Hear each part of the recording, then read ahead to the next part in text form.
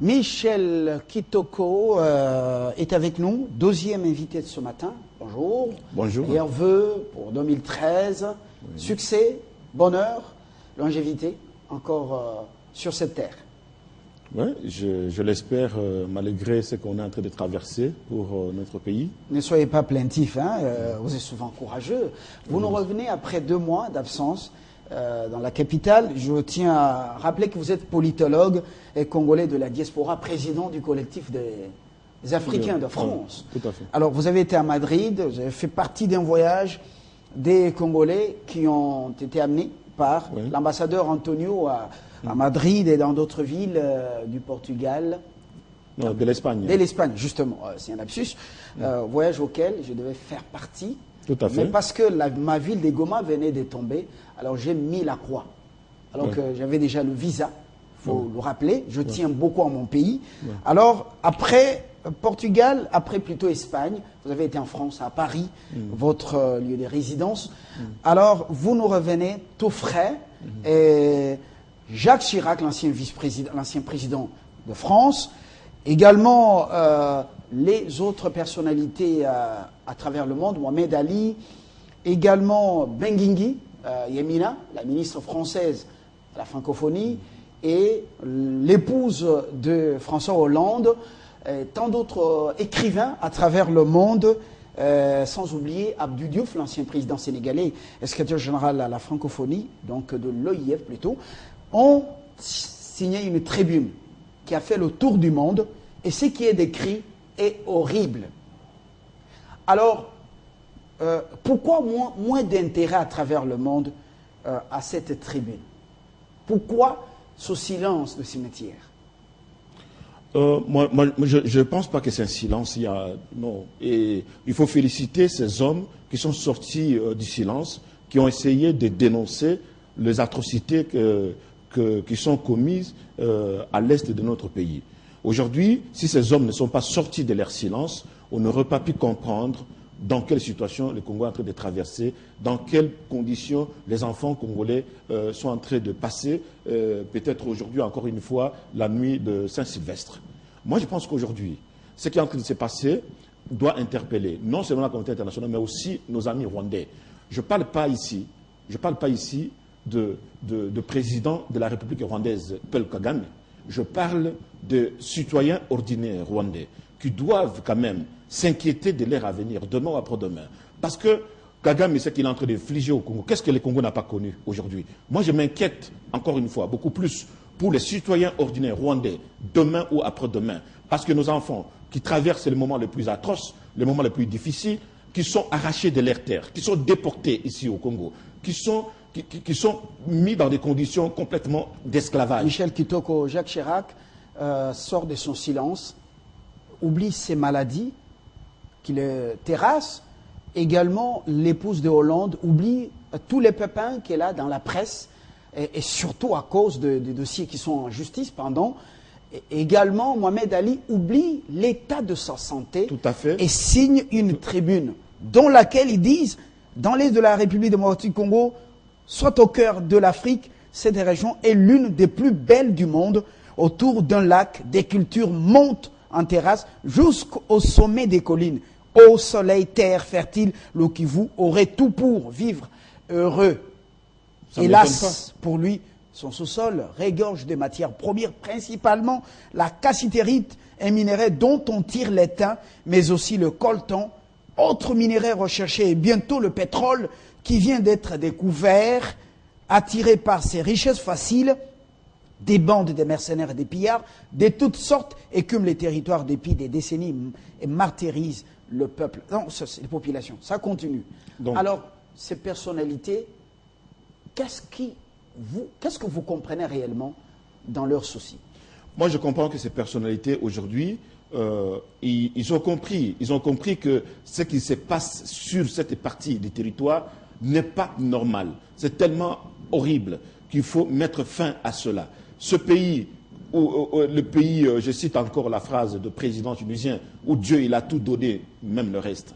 Vous voyez, c'est ce pays-là. Depuis qu'il est rentré, il est sous silence. Sous silence, ça c'est autre chose. Et Hollande, depuis qu'il est rentré également, il est sous silence. Non, mais attention, il y a beaucoup de choses qui sont en train de se faire. Vous venez de parler. Votre ami Hollande. Justement, vous venez de parler de sa femme qui est en train de faire une démarche et qui soutient encore une fois la situation que le Congo est en train de traverser. Nous avons aujourd'hui beaucoup d'amis qui comprennent que ce que le Congo est en train de traverser, c'est injuste. Et moi, j'ai dit, et j'insiste là-dessus, nos amis rwandais, peut-être demain après-demain, doivent accepter une armée de psychiatres. Je vous dis une chose qui est vraie ici sur le plateau. Parce qu'un pays comme le Rwanda, qui n'a que l'histoire négative, histoire des génocides, histoire des tueries, histoire des viols, que l'histoire négative, du jamais vu au monde, du jamais vu au monde. Il faut qu'à un moment donné, que ça cesse.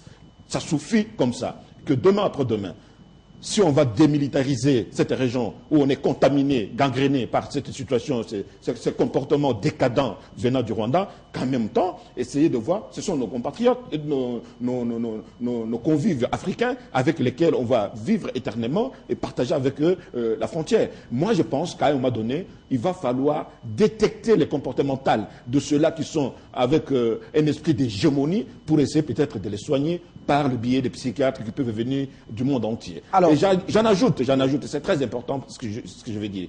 Nos enfants qui sont en train de traverser le traumatisme le plus total là, ce sont des bombes à retardement demain contre le Rwanda. Parce qu'aucun enfant ne va supporter. Sous ses yeux, on abat ses parents, on viole sa maman, on viole ses soeurs. Qu'est-ce que cet enfant va devenir? Quel amour cet enfant aura du Rwanda demain?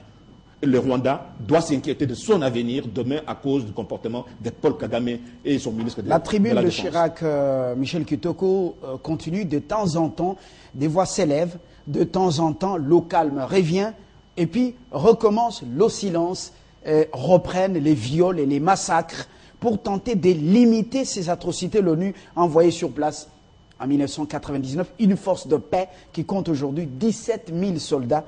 Rappelons que ces 17 000 casques bleus, ils sont au nom de la communauté internationale, c'est-à-dire en notre nom. Mais faute d'application des mandats réels, ils sont impuissants. Michel Kitoko.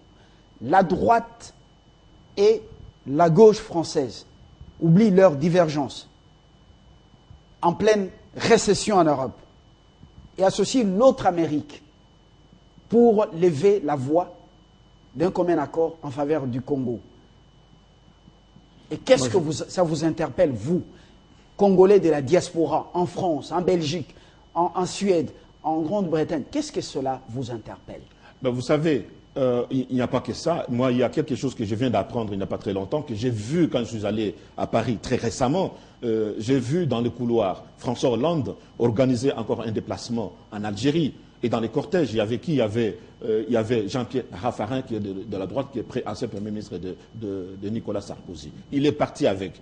Quand il s'agit de l'intérêt de la France sur la scène internationale, ils s'unissent ensemble pour essayer de trouver de voies et moyens. Moi, j'en appelle à l'unité. J'en appelle. Je dis ceci. Qu'est-ce qui explique ce réveil? Nous n'avons qu'une seule maison, un seul pays qui s'appelle la RDC. Nous n'avons pas demandé ce pays au diable, mais c'est à Dieu Tout-Puissant qui a demandé, qui a fait en sorte que nous puissions avoir ce territoire-là où il a tout donné, même le reste. Moi, je n'ai pas demandé à un diable. Donc, ce pays, nous allons essayer de tout faire pour essayer de nous unir de façon à ce que nous puissions reconquérir la partie occupée par la force négative concoctée par le Rwanda. Moi, je pense aujourd'hui, les politiciens de pouvoir comme de l'opposition, et voire même de la diaspora, vous le dites bien, nous qui faisons des analyses aussi de la diaspora, qui sont des fois, de temps en temps, contre le système mis en place. Vous avez ici, lu nous devons nous unir, je dis bien, nous devons nous unir autour d'une cause. Et d'ailleurs, vous avez lu cette tribune en France?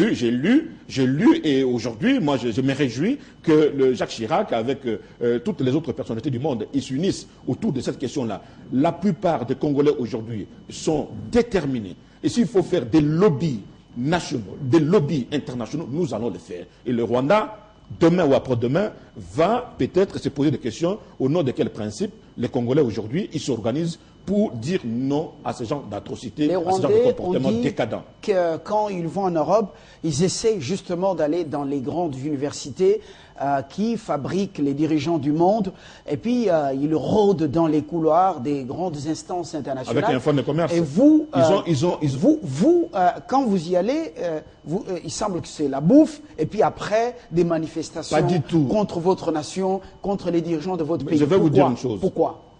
Les Rwandais, la plupart de nos amis rwandais ne sont pas fiers de l'être. Ils ne sont pas fiers d'être rwandais.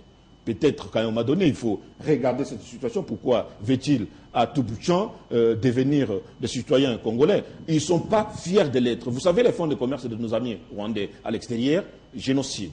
Vous imaginez qu'on va ériger génocide au rang d'une institution, au rang de fondation où il y aura les fonds de commerce pour ne dire que non, qu'il y a des tueries, qu'il y a eu ceci, qu'il y a eu cela. Que cette histoire que le Rwanda est en train de brandir sur la scène internationale, ce n'est pas normal. Moi, je ne cherche pas à déterrer mes parents, je ne cherche pas à déterrer ceux qui viennent d'être tués hier, ni aujourd'hui encore, ou alors pendant qu'on est sur le plateau là, il y a nos frères et sœurs qui sont tués là-bas, violés. Je ne cherche pas à brandir ça sur la scène internationale. Vous n'êtes pas le seul.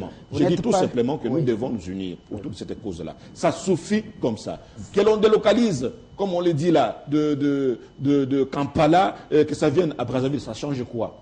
Ça ne change rien. Ça ne change rien parce que pour le moment, les atrocités qui sont commises sont mises sur la place publique. Qu'est-ce que vous bloque, vous, d'aider Tshibanda, Raymond, d'éroder aussi dans les couloirs, d'utiliser toutes les stratégies pour une diplomatie silencieuse, jugée plus efficace? Rien. Vous, Congolais de la diaspora. Rien. Vous êtes très nombreux. Rien ne va Pourquoi empêcher... vous ne vous faites pas entendre un bien Rien ne en faveur de votre pays? Ben, je vous dis, rien ne va empêcher aujourd'hui les citoyens ordinaires congolais à l'extérieur d'agir aujourd'hui. Rien ne va empêcher. Ni le Rwanda, ni voire même encore moins les officiels de ce pays pour dire non à ces calamités, à ces problèmes, à ces fléaux, à ces désordres qui gangrènent aujourd'hui le pays. Ça suffit comme ça. Rien ne pourra nous empêcher à défendre notre territoire. Rien. Jacques Chirac et ses co-signataires ajoutent, mais faute d'application réelle du mandat de la MONUSCO pour intervenir, ces 17 000 soldats regardent et constatent. L'horreur, ces derniers jours, a franchi un nouveau degré. Des escadrons dont le groupe baptisé M23 font des incursions à Goma et sèment la terreur dans sa périphérie. Ils portent de belles uniformes et brandissent des armes neuves. D'où viennent-ils? Point d'interrogation. Ils ravagent et tuent et ils violent. Ils violent par centaines de milliers les femmes et les enfants pour terroriser la population. Ils violent pour détruire. Ils violent pour arracher à jamais les identités. Et les enfants qui n'ont pas massacrés, ils les enrôlent des forces. Ben, c'est ça. Qu'est-ce que ça vous dit? Vous décrivez ce qui est au-delà de ce que nous considérons horrible. Qu'est-ce que ça crée en vous, Ils ont plongé... Congolais de la diaspora? Qu'est-ce que vous voulez que je dise? C'est de malade. Je vous dis que est malade, mais il sort de son état de maladie. Oui, mais justement. Pour parler. Mais écoutez, vous êtes sur place. Je vous dis que nos amis, je ne parle pas des amis, oui. Ces humains qui sont en train de mettre sur le territoire congolais l'enfer pour les citoyens congolais, ce n'est pas normal. Pour nous qui sommes encore vivants aujourd'hui, parce que pendant que nous sommes sur le plateau, il y a encore des tueries, il y a encore des morts, il y a des viols. On les décrit, la situation de l'enfer sur le territoire national. Ce n'est pas normal. Il faut être, ne sais pas, en train de faire des cauchemars pour comprendre, pour dire non, on est peut-être en train de faire des sommeils. Ce n'est pas un sommeil, là, c'est une réalité. Ce n'est pas normal. Et pourquoi ces comportements-là? Voilà encore une fois, je dis que peut-être demain après-demain, il faut que la communauté internationale puisse envoyer une armée de psychiatres. Une armée de psychiatres, je dis bien, parce que ce n'est pas normal que ce pays-là ne connaisse que l'histoire de la guerre, l'histoire des génocides et des viols systématiques. Ce n'est pas normal.